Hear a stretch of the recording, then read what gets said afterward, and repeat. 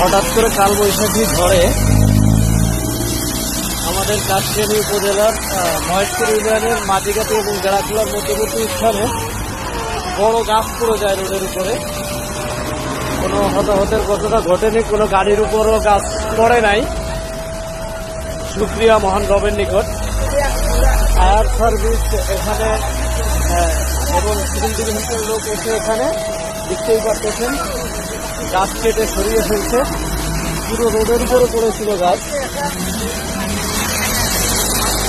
রোডের উপরে গাছ পড়েছিল। অক্লান্ত পরিশ্রম করতেছে।